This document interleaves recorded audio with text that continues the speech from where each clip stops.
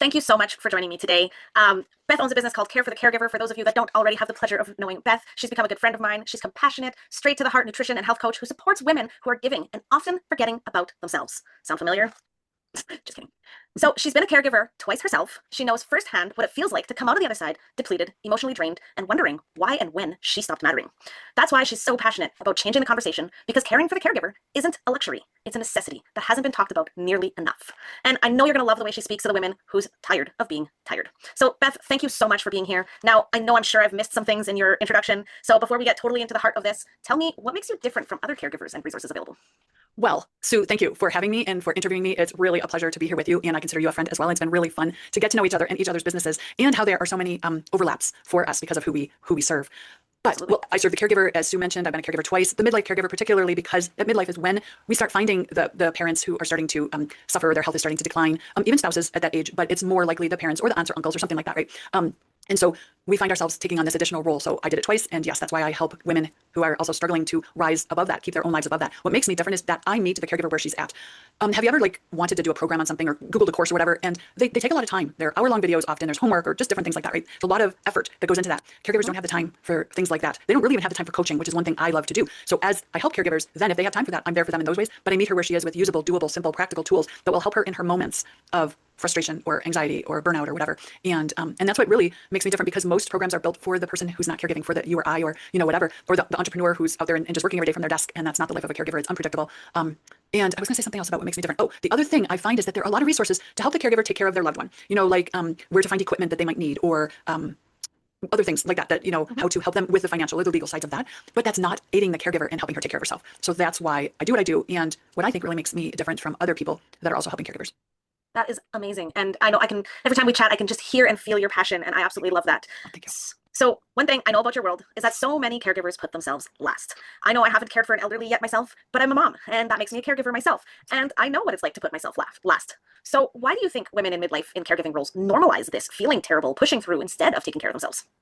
Well, I think there's multiple reasons. One, probably overarching in general, is that society has kind of taught us, I think, that women take care of other people and they always put themselves last. I think it's true that women are nurturers naturally, and I love that about us. But the fact is that society has really made it that self-care is selfish. When we actually talk about taking care of ourselves, they make us feel, or it makes us feel that it's selfish, as opposed to putting other needs first. And I was going to say the same thing. I do help family caregivers who are caring for someone who's ill or whatever, but mothers just as much are that person, because we are nurturers. And I'm not just a wife, I'm a wife. I'm just not a mother. That was really what I was going to say. I'm a wife. So I put my husband's needs before mine many times, or I'm the nurturer between the two of us. And that's natural. And I love that. And I want to be that way. But we tend to think that also that we're not worthy, that it is a mindset thing. It is something that we have to understand who we are, and understand that we are just as worth the care that we're giving to someone else, whether it is a loved one who's ill, or a husband, or our daughter or son, or whomever that's just living with us. We make that sustainable. Self-care makes that sustainable. And the pushing through, it's the awareness, I think, that that isn't the only option, right? Pushing through is not the only option for us when it comes to caregiving, taking care of ourselves or whatever. And we have to learn that saying no, or sitting down and resting, those are all okay. And but that, I think, all starts up here. It doesn't start with sitting down. It starts up here and allowing yourself that permission. I agree. It's so true. We have been very much so taught many of those things, like you mentioned, and it is very hard to psychologically get out of that game. Yes. So I'm so glad that you're there for women to be able to help them move past that first step, which is our own heads. Yes. So many women in caregiving don't realize they're nearing burnout until their body literally stops. Yeah. So what are some early signs that you can kind of help women see when she's slipping in burnout before she actually crashes? Yeah, that's a really good question. I posted the other day on a Facebook group, and someone said to me something about, I have all of the symptoms, all of the signs that you mentioned. And it's true. They're very subtle. That's why we don't see them very often. But the first one I like to talk about is that you get irritated really quickly, especially over small things. And you know what? No judgment. Everything I talk about today, I've been there, done that. But I call it the spilled milk syndrome, right? We cry, or we yell, or we have a temper tantrum over really small things. And that is definitely a sign that you kind of need to pay attention to yourself. Needing more recovery time for minor stress. So it's inappropriate response to a minor stress. So kind of what we just talked about, but also in other ways when you're the recovery time that you need is improportionate or out of proportion, however you might say it, too much for the amount of stress you actually endured. And resentment. And, we all know what resentment is, but I remember that feeling of resenting.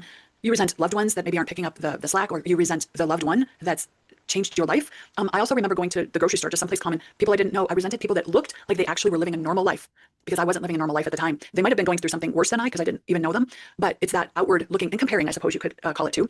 And thinking they're doing this, and that's what I want to be doing, right? That resentment. Joy draining from your day. You just don't like being alive, and that's a sad place to be. That's probably not one of the earliest signs. decision fatigue, right? When you just ordinarily, I don't have trouble making decisions, but I remember what decision fatigue was like, and it's like I can't decide what to have for supper. I've had to make too many other decisions today, right? That's decision fatigue. Or if you should take a walk or buy a book or sit down, you just can't decide. And a lack of boundaries. And many of us are people pleasers, and along with people pleasing comes kind of a lack of boundaries. So those are signs. Oh, I got another one here. It's when you say you've hit a wall, and that wall comes so quickly and early on in your day. I mean, I've hit many walls just out of pushing too much, right? But it usually comes towards the end of your day. And when it comes too soon or whatever, when you just can't take one more thing on, that's a sign that you need some attention. And these aren't dramatic symptoms. They're really subtle. I say tiny choices become turning points. So when we make these tiny choices towards these things, they can become turning points because they make huge differences. Wow, Beth, it was like you were speaking directly to me and only me. I felt that in so many ways I can't even express, from boundaries to spilt milk to, all of those things. I totally understand exactly what you mean. Yeah, good. Yeah. Yeah. Now, I'm sure many will. yes, I know another problem I myself have struggled with in the past, and I know women in general are generally not strangers to this, is emotional eating. Now, craving comfort food, whether that's chips or chocolate or whatever our vice happens to be, just grabbing whatever's easiest or going to McDonald's because, you're rushed. Yes. So how do you help women break out of that cycle, like that food for relief or that Yeah. guilt and shame that you get from making bad choices when you're trying to be good, for lack of a better word? I know it's true, and we do equate that sometimes. Well, I think again, it's kind of two-pronged. One is mindset, and it really does go back to the mind and understanding what food is, what its purpose is. And it is fuel. It's meant to be fuel for our bodies. It's not meant to be comfort. When we are craving something and we've just eaten a meal and all we want are chips, or like you said, it's really not the food that we're craving. It is something else. And that's the mindset part. The mindset is understanding what food is, but also then saying to ourselves, stepping back, I suppose, what is it that I'm really craving right now? Do I need a hug? Do I need some rest? Do I need to be understood? Do I need a warm blanket? Do I need a hot drink? What is it that I'm really craving? Do I need connection with my husband? My first caregiving situation was with my mom, and it was cross country. I left my husband multiple times flying, and then once to live with my mom so that I could care for her for a few months. And so I craved my husband. I craved that relationship. I craved that. I didn't have that to go to turn to. So, like many women, I turn to food, and I too am not a stranger to this. So it's one of the reasons I can speak to it as well. But what we do is we find what it is that you're actually craving, and then we swap out the food for something that will comfort that actual need. Because food, really, when we think about it, it's like trying to fit a square peg into a round hole. It's not really meeting the need, right? We just think it is, and it brings comfort. So when we actually meet the need, when we actually get a hug, we actually identify what it is that we need. We need someone to listen to us, when we can call a girlfriend or our husband or whatever that looks like for us, and we meet that need with that thing. It's amazing the freedom then that we have and the relief, because we've actually, so it does start in the mind, and then it goes to the practical. It goes to choosing and finding what it is that we actually need in a moment, and then meeting that in some way other than food. And hopefully then it's a little rounder, so that you've got a rounder peg that fits into a round hole. I love that. It's so rare nowadays to hear someone who's actually treating the symptom and not just putting a Band-Aid on it. So I absolutely love that you are digging a little deeper and trying to find the root cause and not just going, don't do that, because we all know that doesn't work. That's right. And what I try to do is empower women to do that themselves, because I can't always be there. But that's what some of my tools or whatever do, whether it's walk them through it through a PDF or an audio or whatever it might be, and help them identify when they're at that point, and then to pull back and to say, what is it that I really need right now? And is it do I have a doable option? Because then after that, if we choose food still, then that's fine, because you're choosing food thinking. You're actually thinking about it and making a real choice, as opposed to doing it just as an addiction and an automatic comfort type of thing. So then it's a little different then. Yeah, that's amazing. I love that. Something I actually really love about what you do is how you connect all the pieces together. And a lot of women, whether they're caregiving or just juggling midlife shifts, feel so alone on what they're going through. And so I love how you're creating this connection. You're helping women feel less alone and get the support that they need, even when their life feels so full. So tell me a little bit more about that, because I really enjoy it. Yeah. Well, isolation, unfortunately, isn't just for caregivers or just for menopause or whatever. So many of us women, as women, experience isolation. But I would say, having been through menopause and caregiving, those are two of the main times that isolation and aloneness has really hit me the hardest. And in caregiving is one of the most, the largest symptoms. After guilt and burnout, probably isolation is one of the next ones. What I encourage women to do, no matter what the season they are in as far as isolation, is to, is to reach out.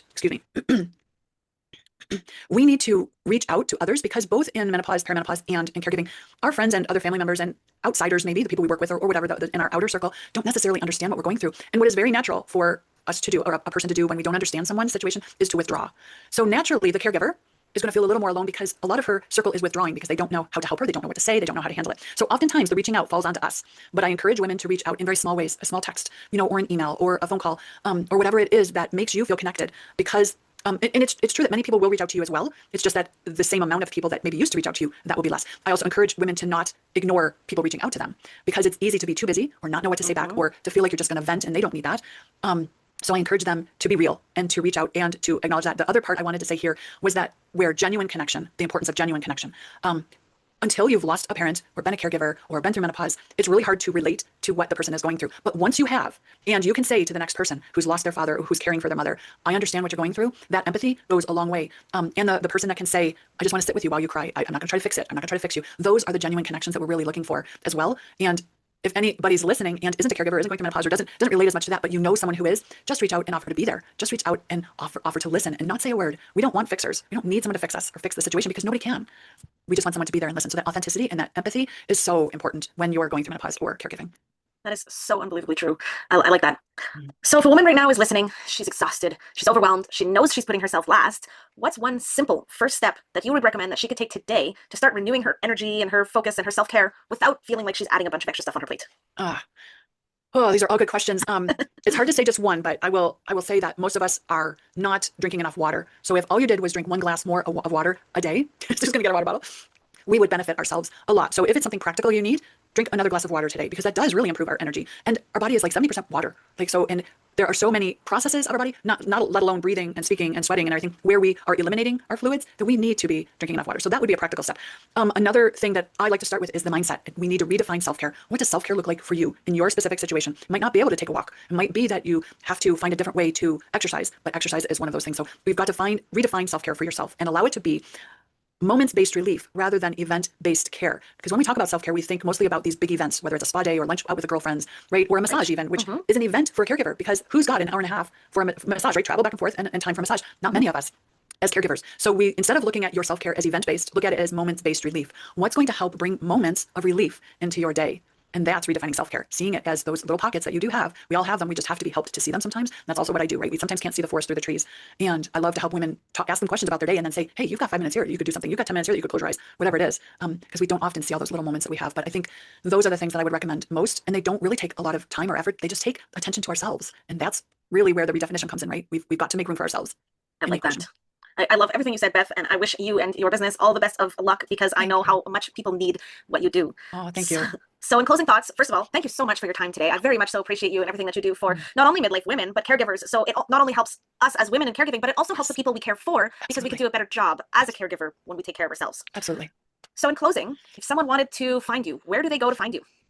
Well, I was thinking about that too. I suppose Facebook or LinkedIn would be the best, but I can also tell you my email address, or we can put that in the comments. Is that the better way to do it? Yeah, sure. Okay, we'll include but Facebook, I have a Facebook group, but also my personal profile is kind of along these same lines. So if you just want to follow me for a little while before you want to join my group is called Balanced Life for Caregivers. So it is a caregiver group. And LinkedIn, I love being on LinkedIn, and I talk about the same things there. LinkedIn is a bit more of the professional side. So if you're a professional and want to join there or be there, but if you're not, Facebook probably would be the best way. Or like I said, just sending me an email. And I love to hear from caregivers, and I welcome hearing from you. What I would encourage you to do is to let me know where you heard about me. That it was through Susan, my interview or whatever, because then we can keep track of things. Because I think it would be wonderful for Sue and I to do this again sometime if she would be game. I think she is. I agree. Maybe I should. But we might do that again. And then knowing that would help us, know how to help you better. For sure. So do you have any final words of encouragement for any women listening, or even men? I guess there's men caregivers too out there. Yes, there are. And of course, I can't relate to being a man, but I can help men caregivers, even though, I talk about it being for women, but yes, certainly men as well. The word I would leave you with is hope. I don't want anybody to think that there isn't hope in their life. Because no matter how bad your situation is, caregiving or otherwise, there's hope. And without hope, that's when worse things happen. So I would just want to encourage women to have hope. And if you don't, reach out to Sue or I, because I think either of us would want you to have some hope in whatever situation you're in. That would be what I want for people in general, and specifically our audiences. I totally agree. Beth, thank you. It's been a pleasure. You're welcome, Sue. It's been a pleasure here too. Thanks. Awesome. Thanks. Have a great day. You too.